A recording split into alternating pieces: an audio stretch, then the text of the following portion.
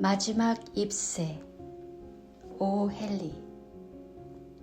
그리니치 빌리지에는 길과 건물이 복잡하게 얽혀 있어 한번 들어오면 다시 나오기 어려운 미로 같은 구역들이 있다.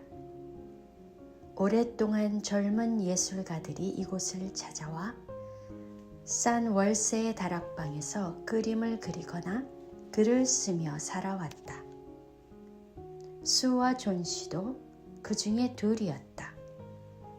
캘리포니아에서 온 수, 메인주에서 온 존 씨는 식당에서 우연히 만나 친구가 되었고 미술에 대한 취향이 비슷해 이 다락방을 함께 쓰게 되었다. 그러던 어느 겨울, 폐렴이 빌리지를 휩쓸었다. 붉은 손이라 불린 이 병은 차가운 공기 속에서 사람들을 덮쳤다. 그리고 존 씨가 병에 걸렸다. 의사는 수를 복도로 불러 말했다. 살 가망은 있어요. 하지만 그 아이가 스스로 살고 싶다는 의지가 있어야 합니다. 지금은 살 의지가 전혀 없습니다. 수는 걱정스레 물었다. 무엇을 해야 하나요? 기분을 돌려놓으세요. 무엇이든 관심을 붙들 수 있는 걸 찾게 해야 합니다. 존 씨는 거의 말을 하지 않고 창밖만 바라보고 있었다. 그 창문 너머에는 담쟁이 덩굴이 벽을 타고 있었는데 이제 잎이 거의 다 떨어져 있었다. 그러던 어느 날 존 씨는 말했다. 마지막 잎이 떨어지면 나도 그때 갈 거야. 수는 충격을 받고 외쳤다. 무슨 소리야? 잎은 가을이면 떨어지는 거고 너랑 아무 상관없어. 그러나 존 씨는 창밖을 응시한 채 말했다. 나는 그 잎들과 함께 살아.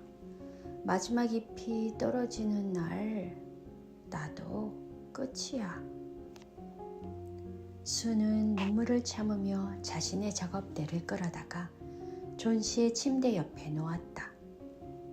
수는 잡지사에서 받은 일러스트 의뢰 작업을 해야 했다. 출판사에 내야 하는 그림이었다. 그녀는 연필을 들고 조용히 그림을 그리기 시작했다. 그러나 손은 떨렸고 몇 번이고 선이 틀어졌다. 수는 속으로 중얼거렸다. 제발 버텨줘, 존 씨. 그때 존 씨가 속삭였다. 몇 장 남았지? 담쟁이 말이야. 수는 일부러 작게 화반을 탁 내려놓았다. 그 얘기 그만해. 제발.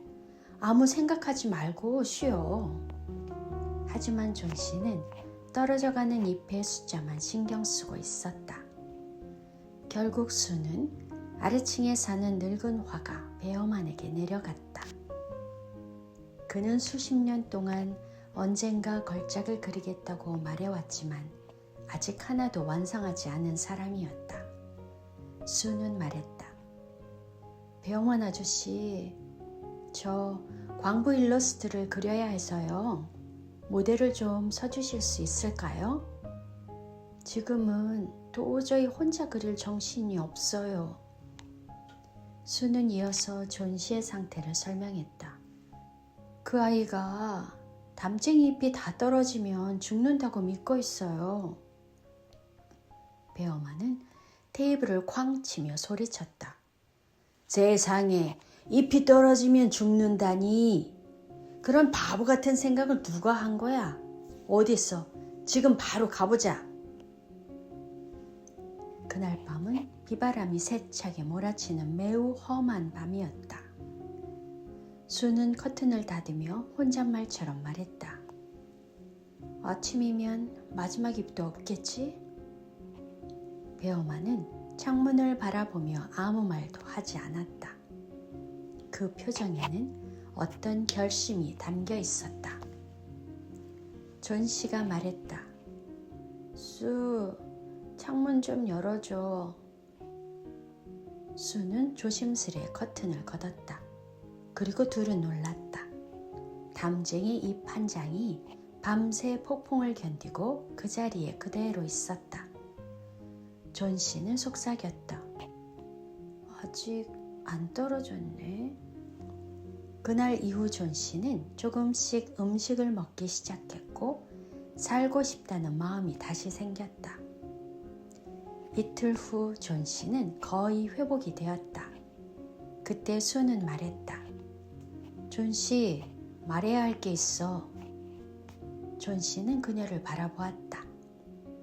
그 마지막 잎은 진짜 잎이 아니야. 배엄한 아저씨가 그 폭풍 속에서 벽에 그린 그림이야. 너에게 희망을 주려고. 존 씨는 숨을 삼켰다. 그럼 아저씨는? 수는 조용히 말했다. 아저씨는 그날 밤 비에 흠뻑 젖었고 다음 날 폐렴에 걸렸어. 오늘 아침 돌아가셨어. 병원 사람들은 그게 아저씨의 평생 걸작이라고 했어. 벽에 그린 그 마지막 잎. 존 씨는 창밖을 바라보았다.